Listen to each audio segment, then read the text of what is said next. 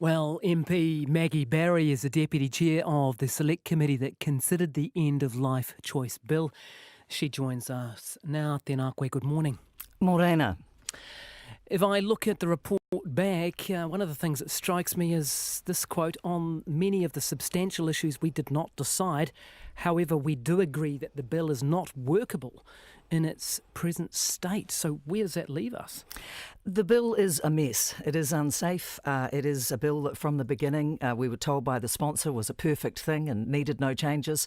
But the more it was examined, the more the lawyers, the medical practitioners, the disability sector, people with dementia, Alzheimer's, all of those representatives, when they came to see us in the Select Committee, they said, where are the safeguards? There's only criteria. This bill is not workable in my view. I've only been in politics 8 years, but I have never seen a bill that is as poorly crafted and as poorly thought through as this one. And as MPs, we've got a duty of care, and it's the unintended consequences that must concern us. And we need to make a law that will change for the better of all New Zealanders, not just those few hard cases. So it's a tough one, but this bill is not the bill to deliver end-of-life choices, if that's what people want. Now, you oppose this concept of end-of-life choice, right?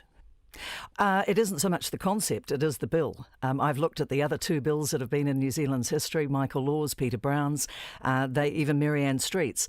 This would make us one of the most liberal countries in the world if this bill were passed. And my objection to it is not a faith-based one, although I respect the people that do have that problem. My issue with this bill is that it has no safeguards for the vulnerable, for the people who can't speak for themselves, for those who are at high likelihood of being coerced. Yeah, sure. I ask for your position, though, because I think it's relevant in terms of whether you worked hard enough to try to get a workable solution. If you don't support voluntary euthanasia, would you then try to get a workable solution in order for it to pass? Well, assisted suicide and euthanasia would be a seismic shift in New Zealand's law and medical practice. I don't support them without safeguards. I was prepared to look at the various options around end-of-life care, which is why I drafted, after extensive consultation, a bill enshrining access to palliative and end-of-life care, because before you push the nuclear button, I think you need to look at making sure that proper world-class end-of-life care is available to everybody wherever and whenever they need it. So my position was looking at the bill and assessing whether it had the safeguards, whether it protected the vulnerable, and my conclusion, and that of 92% of our 39,000 submitters, was that it does not. It is not fit for purpose.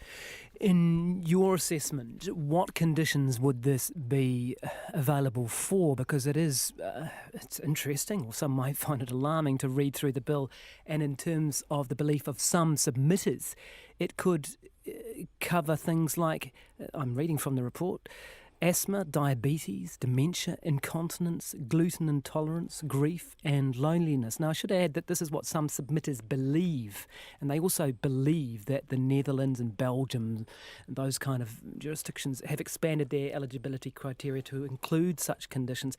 Is it your assessment that, as drafted, it could include things that are as common and benign for some people, like asthma or incontinence? Or arthritis, or rheumatism, or tinnitus. These are not things that people believe might happen.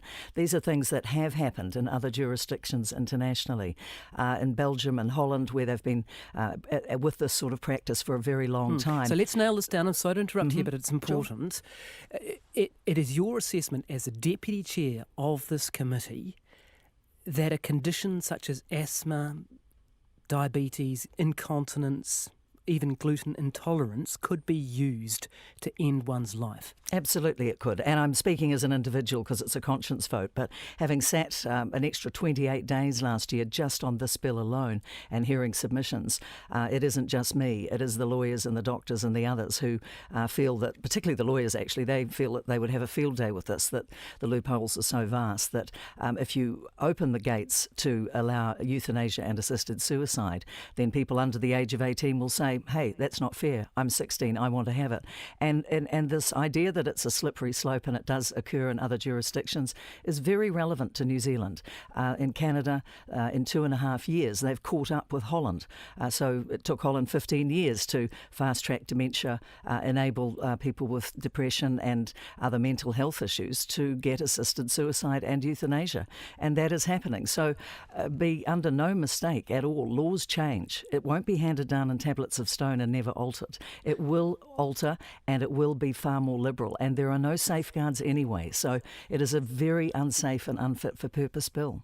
Thanks for your time this morning. Maggie Barry there, who's the Deputy Chair of that committee. And we are going to be